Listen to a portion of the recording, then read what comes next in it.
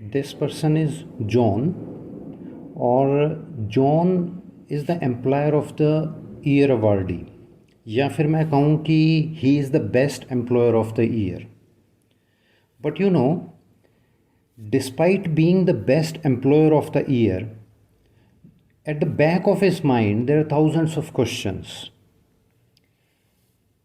जो कि हर समय इसके दिमाग में घूमते जा रहे हैं कि weather he is right, he is wrong, जो ये एक्सपेक्ट कर रहा है अपने एम्प्लॉय से प्रोडक्टिविटी क्या उतनी मिल रही है या नहीं मिल रही, क्या इसका एब्सेंटिज्म रेट जो है, जो एम्प्लॉयज़ आ रहे हैं नहीं आ रहे हैं, रिलेटेड इश्यूज़ जो भी इसके ऑर्गेनाइजेशन के हैं, जो रिलेटेड इसके एम्प्लॉयज़ से हैं, उनके बहुत सारे सवाल जो हैं जो इसके दिमाग में आज भी चल रहे हैं.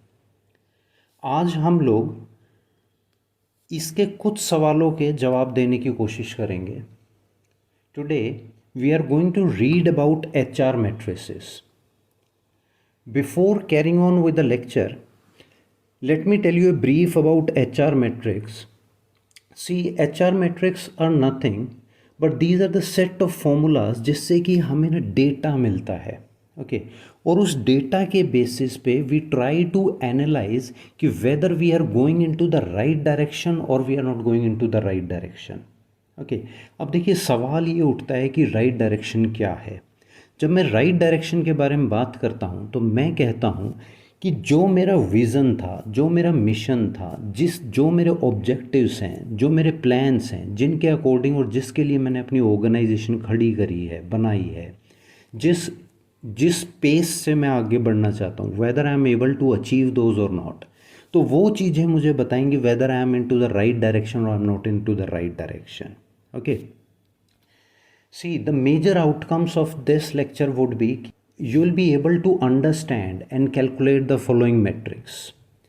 देखिए जितने भी मेट्रिक्स हैं ना, जैसे कि मैं कहता हूँ कि आज हम लोग रेवेन्यू पर एम्प्लॉय को रीड करेंगे, हम लोग कॉस्ट पर हायर को रीड करेंगे, टर्नओवर रेट को रीड करेंगे, over time percentage, absenteeism and length of service को रीड करेंगे. देखिए HR मेट्रिसेस जो है ना, there are n number of formulas जो कि HR मेट्रिसेस के अंदर कवर अप होते हैं. हम लोग इस लेक्चर के अंदर सिर्फ ये 7 मैट्रिक्स को कवर करेंगे. फर्दर ऑन हम लोग डिफरेंट पार्ट्स के अंदर आगे की मैट्रिसेस को कवर अप करेंगे. Okay let's start with our first one, जिसे कि हम लोगों ने कहा कि revenue per employ. Okay now देखिए जब मैं रेवेन्यू पर एम्प्लॉय की बात कर रहा हूँ, this is very simple formula and it could be seen as कि total revenue divided by total number of employees. ठीक है, तो वो हमें क्या दे देगा, वो रेवेन्यू पर एम्प्लॉय मुझे दे देगा. मैं कहता हूँ कि मार्च के अंदर हमारा जो टोटल रेवेन्यू था, लेट्स से वो 8 लाख रुपए था, और ये जो 8 लाख रुपए टोटल रेवेन्यू मेरा जनरेट हुआ वो किन्होंने करा, वो टोटल 7 जो मेरे पास एम्प्लॉयज़ थे उन लोगों ने उसे जनरेट करा. So now I have the two figures. Total revenue up here is 8 lakh rupees और total number of employees are 7. तो मैं कहता हूँ कि revenue per employee could be calculated as कि 8 lakh divided by 7, that will get me 1,14,285 rupees. Now please understand, जब मैं revenue per employee के बारे में बात करता हूँ ना, this is very important figure. जो हम लोगों ने अभी बात करी कि HR मैट्रिसेस से हमें डेटा मिलता है जिससे कि हमें पता लगता है कि whether we are into the right direction और we are not into the right direction. मैं एक आपको लाइव फैक्ट्स बताता हूँ. TCS के बारे में आप सब ने सुना होगा. TCS ने फाइनेंशियल ईयर 2019-20 के अंदर जो फर्स्ट क्वार्टर था उसके अंदर उनका रेवेन्यू पर एम्प्लॉय जो था that is equal to 8,54,000. 8 lakh, I am repeating, 8,54,000 rupees जो है वो रेवेन्यू पर एम्प्लॉय है TCS का. Okay in first quarter of financial year 2019-20. And you know please try to understand कि रेवेन्यू पर एम्प्लॉय जो है ना, उसे हर कंपनी क्या चाहती है कि वो बढ़ जाए. बढ़ किस लिए जाए, कहने का मतलब ये है कि हर एक एम्प्लॉय जो है वो मुझे कितना ज़्यादा बिजनेस करके देगा, कितना वो ज़्यादा मुझे कमा के देगा, that is being referred as revenue per employee. And similarly जब टीसीएस अपने रेवेन्यू पर एम्प्लॉय के ऊपर काम कर रही है तो उन्होंने क्या करा, उन्होंने ये ऑब्जर्व करा कि उन्होंने फर्स्ट क्वार्टर के अंदर जहाँ पे 8,54,000 रुपीज़ रेवेन्यू पर एम्प्लॉय था, while working they raised it to 8,93,000 in quarter 3 of financial year 2019-20। So we could see कि जितनी भी बड़ी बड़ी कंपनियां हैं वो क्या चाहती हैं कि रेवेन्यू पर एम्प्लॉय की जो फिगर है ना वो हमारी बहुत हाई हो। एंड सिमिलरली कोई भी एक कंपनी है वो इंडस्ट्री की एवरेज को ऑब्जर्व करके वो अपनी फिगर्स को देख सकती है कि मेरे जो एम्प्लॉयज़ हैं whether they are working to the expectation और they are not working to the expectation. Okay, let's move ahead. हमारी जो सेकंड मैट्रिक्स है that is cost per hire. This is again a very important funda. देखिए, जब हम cost per higher के बारे में बात करते हैं ना, जो हमने फर्स्ट की बात करी रेवेन्यू पर एम्प्लॉय, उसे तो हम बढ़ाना चाहते हैं, बट कॉस्ट पर हायर को हम हमेशा रिड्यूस करना चाहते हैं। देखिए, कॉस्ट पर हायर को अगर मैं बिल्कुल लेमन लैंग्वेज में कहूँ तो मैं यूँ कहूँगा कि एक एम्प्लॉय को रिक्रूट करने के लिए कितनी कॉस्ट लगती है कंपनी को, that is cost per hire. Okay, अगर हम फॉर्मूला की बात करते हैं तो हम लोग कहते हैं cost per hire is equal to all recruiting and HR staffing cost divided by number of new hires. Please understand, when we are saying कि all recruiting and HR staffing cost, it include n number of costs. वो coast क्या क्या हो सकती हैं, वो हो सकती हैं लेट्स से मैंने इंटरव्यू कंडक्ट करने के लिए कहीं पे एडवर्टीज़मेंट दिया तो उस एडवर्टीज़मेंट की कोस्ट, अगर मैंने किसी होटल को बुक करा जहाँ पे कि मैं अपने इंटरव्यूज़ को कंडक्ट करूँगा उस होटल की कोस्ट, जितने मेरे एम्प्लॉयज़ उसके अंदर एंगेज हुए क्योंकि उस टाइम पे वो लोग कुछ काम कर रहे होते हैं मेरी ऑर्गेनाइजेशन, बट अब वो क्या कर रहे हैं, अब वो इंटरव्यूज़ ले रहे हैं और वो काम नहीं कर रहे हैं मेरी ऑर्गेनाइजेशन के अंदर, तो वो कोस्ट। इसके अलावा अगर मैंने कोई रेफरल के थ्रू किसी को रिक्रूट करा है वो कोस्ट, या फिर मैंने थर्ड पार्टी एजेंसी को हायर करा है तो वो cost. So there are N number of cost. और बहुत बार क्या होता है कि हम लोग जो हमारे पोटेंशियल हायर्स होते हैं हम उन्हें आने जाने का भी पैसा देते हैं, तो दैट्स ऑल्सो इंक्लूडेड, या TADA ऑफ माई एम्प्लॉय। तो ये जितने भी फैक्टर्स हैं ना, these all are included into recruiting and HR staffing cost. Okay, now please understand, हम लोगों ने यहाँ पे एक छोटा सा एग्जांपल लिया है and it says let's say you hired an HR manager this year who spends half their time in recruiting and you also spent rupees 5,000 rupees on software, rupees 35,000 on referral fee, and about 200 hours of manager's time interviewing candidate and onboarding new hires. If that added up to 3,65,000 rupees, तो हम लोगों ने यहाँ क्या करा, software की coast, referral की coast और जो 200 घंटे के अंदर वो जो HR मैनेजर था जो मेरी कंपनी के लिए काम करता उसकी सारी टोटल कॉस्ट मिला के we felt like that it would be about 3,65,000 rupees and result is that we hired 9 new hires this year. तो अब हम लोगों ने कॉस्ट पर हायर कैलकुलेट करनी है। So this is very simple, what we are going to do is हम लोगों को अब again we have the two figures 3,65,000 that is your all recruiting and HR staffing cost and number of hires that is 9, वो हमारे पास क्या है, number of new hires है। सो 3,65,000 divided by 9 is equal to ₹40,555। सो cost per hire in this case, जब हम लोगों ने ये 9 नए लोगों को हायर करा इस साल में, तो वो कंपनी को पड़ी 40,555 रुपये। नाउ प्लीज़ अंडरस्टैंड कि ये जो कॉस्ट पर हायर है ना, इसे हर कंपनी ना रिड्यूस करना चाहती है क्योंकि उसे लगता है बेकार में मुझे पैसे देने पड़ रहे हैं इस चीज़ के। सिमिलरली अब देखिए, I am sure you also remember कि जब कॉरपोरेट या फिर इंडस्ट्रियलाइजेशन शुरू हुई थी और इवन टुडे बहुत सारी कंपनियां क्या करती हैं, बहुत सारी कंपनियां आपसे बॉन्ड भरवाती हैं। वो कहती हैं कि आपको अगर आप सेलेक्ट होते हैं तो आप मेरे पास मिनिमम 1 साल के लिए काम करेंगे, या 2 साल आपको मेरे साथ काम करना ही पड़ेगा, या 5 साल करना पड़ेगा and related. What is the purpose of that bond? The purpose of that bond is कि कंपनी चाहती है कि वो कॉस्ट पर हायर को निकाल ले, प्लस में जितने टाइम आप उनके पास रहेंगे तो रेवेन्यू जनरेट करके एटलीस्ट उनका ब्रेक इवन पॉइंट वहाँ पे आ जाए, जिसके बाद कि अगर आप छोड़ के भी जाते हैं तो उन्हें लॉस ना हो। Because it has been observe that the people joins in the organization और उसके बाद महीने 2 महीने के बाद उस ऑर्गेनाइजेशन का टैग लेके the people use to leave the organization. तो उस चीज़ को अवॉइड करने के लिए इनिशियली कंपनीज ने बॉन्ड को इनकॉर्पोरेट करा। बट दे कम अक्रॉस की लोग जो हैं, जो एम्प्लॉयज़ हैं, जो पोटेंशियल एम्प्लॉयज़ हैं या फिर अच्छे जो एम्प्लॉयज़ हैं, they are not preferring the bond, they are saying that we want to work with our free will and you can not bound us to stay with your organization for a very long period. Okay, so company ने क्या करा, company ने एक another method निकाला जिसे कि हम लोग कहते हैं थर्ड पार्टी पेरोल। तो बहुत सारी जो इवन एमएनसीज भी जो हैं वो क्या करती हैं, थर्ड पार्टी पेरोल के ऊपर आप लोगों को हायर करती हैं, वो अपने पेरोल के ऊपर हायर नहीं करती। तो उससे क्या है, उनकी कॉस्ट पर हायर और अदर मल्टीपल कॉस्ट जो हैं वो वहाँ पे रिड्यूस हो जाती हैं। Okay, now let's see what else we have for today. Now we have turnover rate. देखिए टर्नओवर रेट जो है, हम लोग कहते हैं कि टर्नओवर रेट एचआर के अंदर ना इज़ ए डिफरेंट कंसेप्ट। यहाँ पे दिस इज़ नॉट लाइक कि कितना टर्नओवर हमारा इंक्रीज़ हो रहा है। जैसे हम सेल्स और मार्केटिंग के अंदर बात करते हैं, सेल्स और मार्केटिंग के अंदर हम कहते हैं कि भाई मेरा रेवेन्यू कितना बढ़ गया है, मेरी सेल्स कितनी बढ़ गई हैं, तो हम उसे कहते हैं कि मेरा टर्नओवर बढ़ रहा है।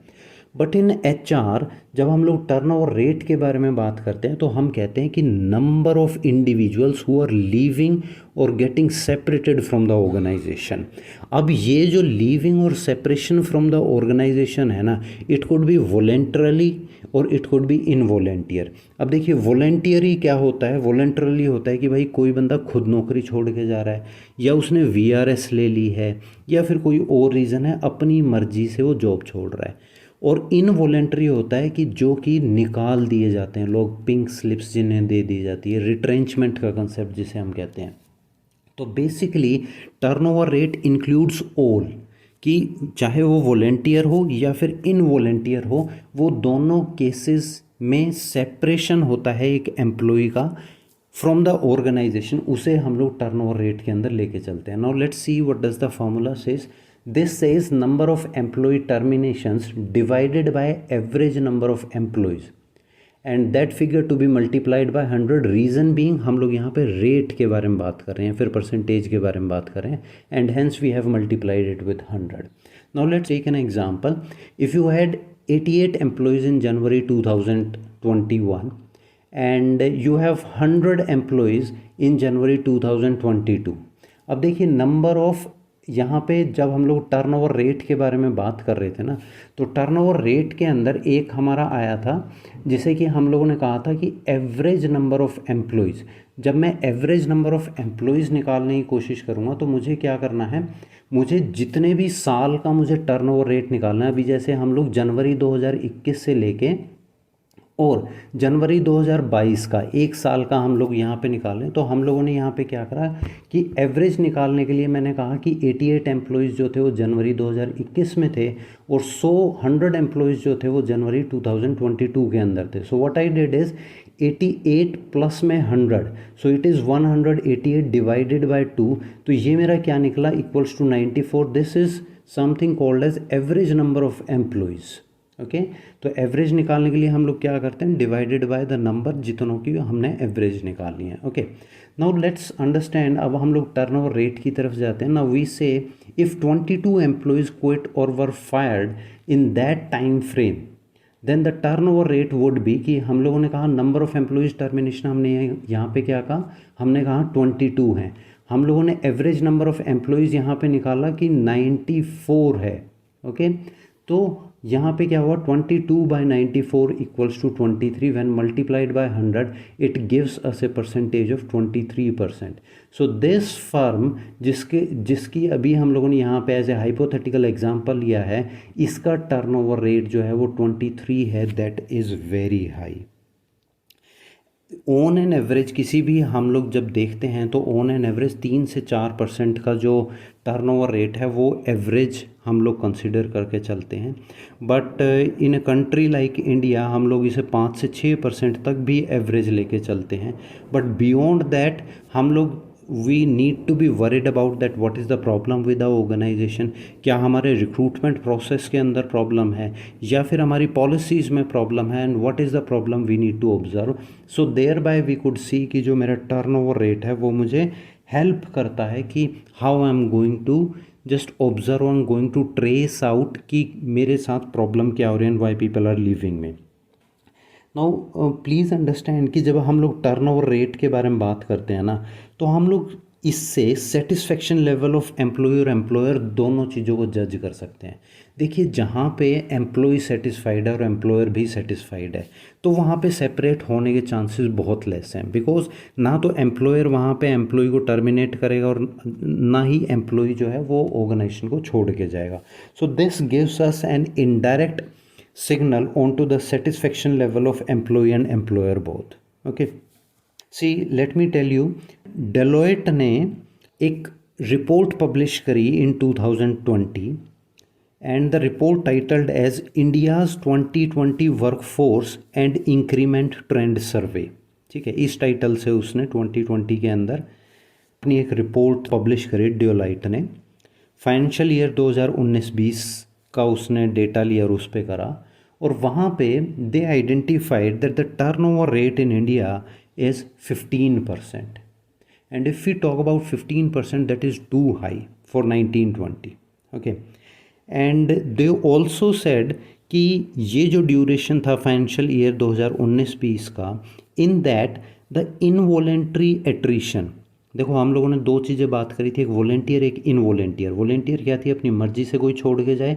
इनवॉलेंटियर क्या है, जहाँ पे ले ऑफ हो जाए या टर्मिनेशन हो जाए। तो ये कहते हैं कि इनवॉलेंट्री एट्रिशन जो है ना वो इंक्रीज होता जा रहा है, कि एम्प्लॉयर्स जो है ना वो लोगों को निकाल रहे हैं। तो कहने का मतलब ये है कि we need to understand this, either the employees are not able to work to the expectation of the employer, या फिर उनके अंदर कैपेबिलिटीज़ नहीं है, या फिर जो मेरा एम्प्लॉयर है वो बहुत ज़्यादा हाई एक्सपेक्टेशंस रख रहा है। तो there is some gap in between, जिसकी वजह से इन वॉलेंटियर एट्रिशन रेट जो है या फिर टर्नओवर रेट जो है ना वो बहुत ज़्यादा हाई और बढ़ता जा रहा है। एंड द डेलोइट जो रिपोर्ट थी, दे ऑल्सो प्रपोज्ड और एक्सपेक्टेड कि जो फाइनेंशियल ईयर 2019-20 के अंदर टर्नओवर रेट इंडिया के अंदर 15% था, वो आने वाले टाइम में, आने वाले फाइनेंशियल ईयर्स के अंदर वो इंक्रीज़ ही होगा। There is no possibility seen कि वो डिक्रीज़ हो जाए वहाँ पे। Okay, now let's see what we have. Now we have over time percentage. देखिए, ओवर टाइम परसेंटेज अगर हम लोग if you talk about in layman language again, तो वी कुड से कि we have fixed hour of work. Okay, हम लोगों ने minimum wage act के बारे में सुना होगा या पढ़ा होगा। मिनिमम वेज एक्ट 1948 जो है वो किसी भी एम्प्लॉयर को या फिर किसी भी एम्प्लॉय को एक स्ट्रक्चर देता है, और वो स्ट्रक्चर किस तरीके का है, वो स्ट्रक्चर के अंदर बहुत सारी चीज़ें डिफाइंड है। जैसे कि मैं आपको कहता हूँ कि मिनिमम वर्क आवर्स क्या होंगे, मैक्सिमम वर्क आवर्स क्या होंगे, मिनिमम पे पक्स क्या होंगे, मैक्सिमम पे पक क्या होंगे। जैसे हम लोग इन जर्नल ये भी देखते हैं कि डीसी रेट्स क्या हैं, जो लेबर क्लास वगैरह होती है उसके लिए डीसी रेट्स डिफ़ाइन करे जाते हैं। तो वो जो डीसी रेट्स हैं, जो वर्किंग आवर्स हैं एंड रिलेटेड, वो सारी चीज़ें क्या हैं, वो हमारे मिनिमम वेज एक्ट के अंदर 1948 के अंदर जो मिनिमम वेज एक्ट है उसके अंदर डिफ़ाइन करी हुई है। देखिए, जब ओवर टाइम क्या होता है, ओवर टाइम होता है कि जो मेरा मिनिमम रिक्वायर्ड टाइम है फॉर ए पर्टिकुलर जॉब, उससे ओवर एंड अबव अगर मेरा एम्प्लॉयर मेरे से काम करवा रहा है या फिर मुझे अलाउ कर रहा है काम करने के लिए, तो वो जितना भी टाइम होगा वो मेरा ओवर टाइम होगा। अब हम लोग यहाँ पे ओवर टाइम परसेंटेज जो हम कैलकुलेट करने की कोशिश कर रहे हैं, वो हम ये कैलकुलेट करने की कोशिश कर रहे हैं कि एक जो एम्प्लॉयर है उसे कितना एक्स्ट्रा पैसा देना पड़ रहा है, या फिर एक जो एम्प्लॉई है वो कितना एक्स्ट्रा अर्न कर पा रहा है because of the over time.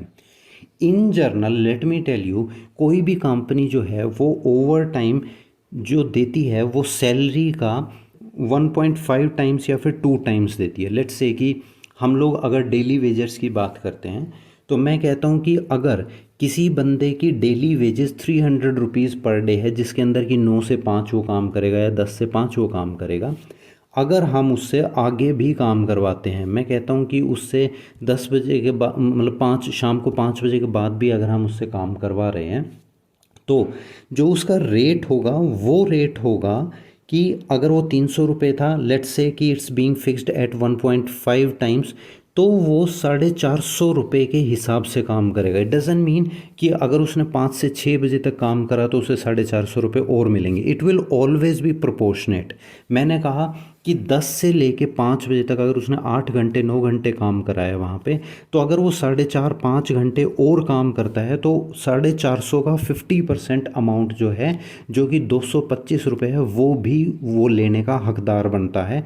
तो टोटल क्या हुआ, 300 प्लस 225, तो 525 रुपीज़ जो हैं वो उसकी वहाँ पे क्या हुआ, इंक्लूडिंग ओवर टाइम जो पेमेंट है वो उसे वहाँ पे मिलेगी। ओके, नाउ अब देखिए ये जो ओवर टाइम का कंसेप्ट है ना, बहुत सारे एम्प्लॉय दे आर विलिंग। अब ओवर टाइम के कंसेप्ट की वजह से ऑर्गेनाइजेशंस को बहुत प्रॉब्लम भी होती है। वो प्रॉब्लम क्या होती है कि एम्प्लॉयज़ जो हैं, जो उनका वर्किंग टाइम है उसके अंदर वो बहुत कम काम करते हैं, और जब ओवर टाइम शुरू होता है then they start doing their actual work. So thereby company के ऊपर कॉस्ट बहुत ज़्यादा इंक्रीज़ हो जाती है। तो धीरे धीरे ये जो ओवर टाइम परसेंटेज का कंसेप्ट है ना, ये धीरे धीरे रिड्यूस हो रहा है। Okay, so let us understand कि how do we calculate this. हम लोग कहते हैं कि over time percentage is seen as over time pay amount divided by total payroll. चलो सी प्लीज़ अंडरस्टैंड, जब मैं पेरोल के बारे में बात करता हूँ तो मैं कहता हूँ कि एनी अमाउंट और the total amount paid by employer to employees, है ना, तो वो पेरोल की फॉर्म में होता है, जो कि सैलरीज और इस तरीके से जो भी अमाउंट उन्हें दिया जाता है ना, ब्रॉडली हम लोग उसे पेरोल कहते हैं। हम लोगों ने कहा कि over time pay amount divided by total payroll, that will get us the over time percentage. Let's take this example. Let's say you pay employees every month and your total payroll last pay period was rupees 1,40,000। Okay, देखिए जब मैं over time percentage की बात करते हैं, अभी जो हम लोगों ने लेबर क्लास की बात करी वो that was a daily Vaser. अभी हम लोग इस एग्जांपल में बात कर रहे हैं कि हम लोग यहाँ पे जो पेमेंट कर रहे हैं वो मंथली कर रहे हैं, वो डेली नहीं कर रहे। There are different modes of payment. The mode of payment could be daily, it could be weekly, it could be half monthly और मंथली। यूजुअली मंथ से ज़्यादा नहीं होती हैं, मतलब रेयर केसेस के अंदर आर ऑब्जर्व्ड, एल्स एक मंथ के अंदर सैलरीज जो हैं वो डिसबर्स हो जाती हैं किसी की भी। So up here we are taking an example जो कि हमारा पर मंथ से रिलेटेड है।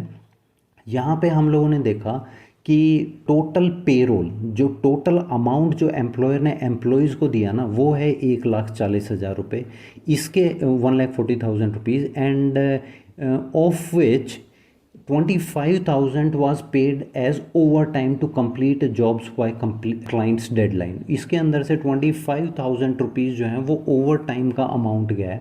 And if we are to calculate the over time percentage, it would be like over time pay amount is 25,000 rupees and total payroll is 1,40,000 rupees, so it comes out to be 0.178, okay, or approximately we could say it is 0.18, and when we are talking about percentage we are going to multiply it with 100 and it will rest at कि about 18% of your payroll dollars or rupees would have been spent on overtime. So this is how do we see the overtime percentage, and the big reason with the companies is like कि वो लोग इसीलिए जो है over time नहीं देती हैं क्योंकि लोग जो हैं रेगुलर टाइम के अंदर काम नहीं करते हैं। Let me take you to the Cognizant. आप लोगों ने सुना होगा, दिस इन IT जायंट, और what happens is were forced or they agreed to pay their former employee $5.7 million to compensate for the unpaid overtime hours। okay, so I guess you could have understood कि जब Cognizant को एक employ को $5.7 million देने पड़े हैं, तो you could see कि how costly this over time affair is. Okay, now let's move ahead. Now we have absenteeism. Okay, देखिए एब्सेंटिज़म हम लोग कहते हैं कि जब लोग प्रेजेंट नहीं होते काम के लिए, the reason could be any, कि वो बीमार हैं, उन लोगों ने लीव ले रखी है या फिर बिना बताए कैजुअल लीव के ऊपर चले गए हैं वो लोग, और could be any reason. The idea is when the employee do not come present for the work on any day, हम लोग वहाँ पे एब्सेंटिज़म के कंसेप्ट के बारे में बात करते हैं। एब्सेंटिज़म को अगर मुझे ऑब्ज़र्व करना है और मुझे इसे कैलकुलेट करना है, तो वी कुड से कि वर्क डेज मिस्ड, कि कितने दिन उसने मिस कर दिए, और टोटल वर्क डे शेड्यूल कितने थे। जैसे कि हम लोग जहाँ पे 1 मंथ सैलरी है, वहाँ पे हम लोग 1 महीने के अंदर एब्सेंटिज़म कैलकुलेट करते हैं। अगर कोई एम्प्लॉयर ने मॉड्यूल क्रिएट कर रखे हैं कि 20 दिन का मॉड्यूल है, 20 दिन आपने लगातार काम करना है, 50 दिन का मॉड्यूल है, 100 दिन का मॉड्यूल है, तो डिपेंडिंग ऑन दैट कि वो टोटल वर्क डेज का जो शेड्यूल है उसके बेसिस पे हम लोग एब्सेंटिज़म कैलकुलेट कर सकते हैं। हम वीकली भी एब्सेंटिज़म कैलकुलेट कर सकते हैं। So that's not an issue. Now let's understand this, see this, if one of your restaurant employees missed 4 of 19 work shifts, their absence rate would be 4, that is the work days missed, और total number of work scheduled क्या था यहाँ पे, 19 दिन की work shift थी, तो divided by 19 comes out to be 0.21, and when we talk about the percentage we need to multiply it with 100 and it goes for 21%। तो यहाँ पे क्या हुआ, 21% जो है ना वो क्या हुआ, इस इंडिविजुअल एम्प्लॉई का जो था, जो रेस्टोरेंट के अंदर काम कर रहा है, is his absenteeism rate। Okay, now see, this is something very interesting which we have calculated or which we have collected। देखिए ये जो सोर्स है ना, ये SHRM की है, और the title is total financial impact of employee absenteeism, 2014 के अंदर आई थी। ये एक प्रोडक्टिविटी लॉस, एक टेबल कैलकुलेट करी गई यहाँ पे, due to employees absence in 6 countries. अब यहाँ पे 3 ब्रॉड एरियाज़ हैं, 3 ब्रॉड कैटेगरीज यहाँ पे फर्दर डिफाइन करी गई हैं। One is productivity loss due to replacement worker by types of absence. Okay, second is coworkers productivity loss, third is supervisor productivity loss. Okay, 3 चीज़ें हैं। एक हमने कहा सुपरवाइज़र की प्रोडक्टिविटी का कितना लॉस हुआ एब्सेंस की वजह से, को वर्कर की प्रोडक्टिविटी का कितना लॉस हुआ एक बंदे के एब्सेंट होने की वजह से, या फिर मैं कहता हूँ कि जो रिप्लेसमेंट वर्कर हमने वहाँ पे लगाया। देखिए, who is a replacement worker, let's say some of the employee do not come, but आज वो काम तो होना ही है, तो हम क्या करेंगे, उसका काम किसी और को देंगे, that person will be referred as replacement worker. तो क्या हम लोग यहाँ पे 3 कैटेगरीज की बात कर रहे हैं कि production loss due to replacement worker, coworker और सुपरवाइज़र। अब देखिए, हम इंडिया के ऊपर आते हैं स्पेसिफिकली। मैं कहता हूँ कि इन लोगों ने 4 टाइप की एब्सेंस के बारे में, मतलब 3 टाइप की एब्सेंस के बारे में बात करी है।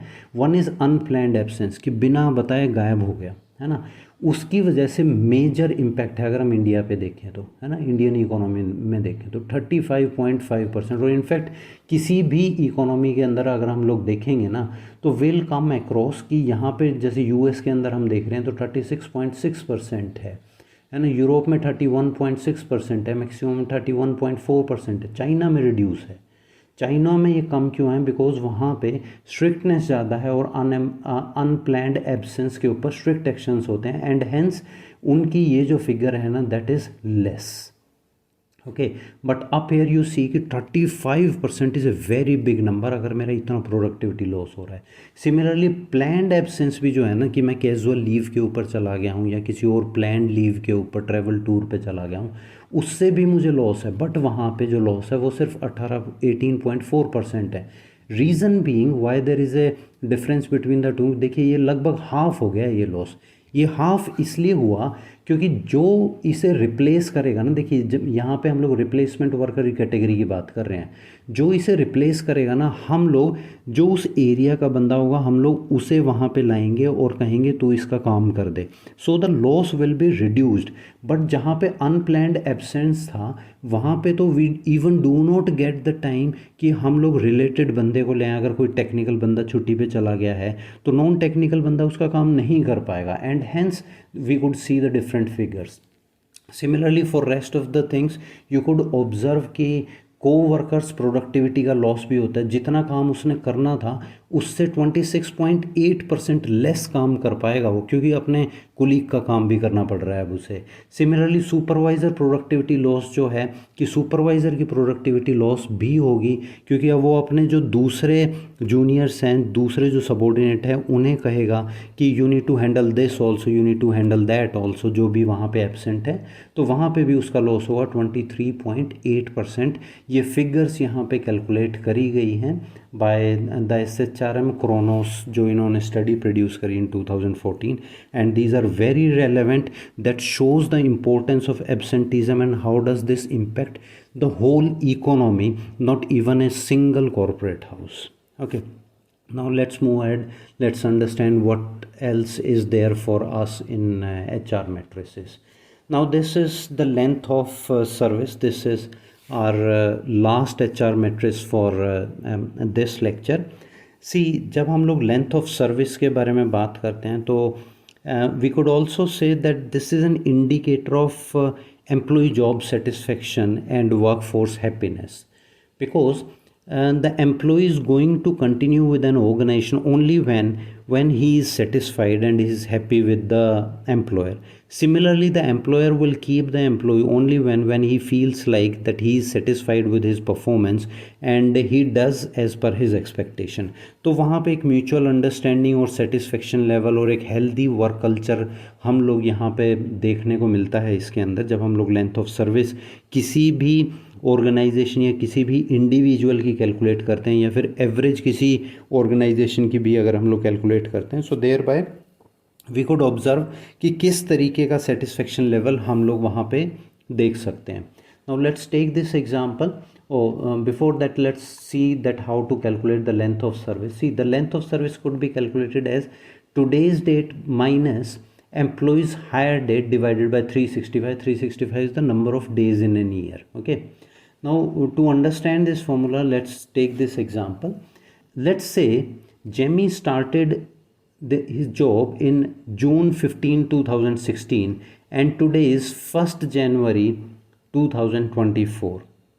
प्लीज़ अंडरस्टैंड, हमारे पास अब दो डेट्स हैं कि आज की डेट क्या है और एम्प्लॉयर हायर डेट क्या है। एम्प्लॉयर हायर डेट यहाँ पे जून 15, 2016, और आज की डेट हम लोगों ने यहाँ पे प्रपोज करी है कि 1 जनवरी 2024 है। नाउ प्लीज़ अंडरस्टैंड, हम लोग यहाँ पे जून में से जनवरी या फिर 15 में से 1 या 2016 में से 2024 नहीं माइनस करेंगे। Please take it like that when you up here, हमारा पर्पज़ क्या है कि हम लोग नंबर ऑफ डेज यहाँ पे निकालेंगे। Okay, so what we need to observe up here is when you subtract the number of days you come up with 2757 days, and when you then divide by 365 the number of days in the year, the result is 7.55 years. तो यहाँ पे मैंने कहा कि जो Jamie है उसकी जो एवरेज लेंथ ऑफ सर्विस है that is 7.55 years, and that's a very good figure, and I could say कि यहाँ पे जॉब सेटिस्फेक्शन बहुत अच्छा है, वर्क फोर्स हैप्पीनेस भी है और वर्क कल्चर भी बहुत अच्छा है, if we take this hypothetical example to be a real example. Okay, I hope you guys are clear with the fundas जो कि हम लोगों ने आज डिस्कस करें, and you are able to calculate and implement those and could analyze by means of these figures कि कोई भी organization जो है वो कैसे काम कर रही है, whether into the right path or no. So these are some of the questions which are there into the Jones mind जो कि हम लोगों ने यहाँ पे आंसर करने की कोशिश करी है. Hope you enjoyed the lecture. Thanks for patience learning. Thank you very much.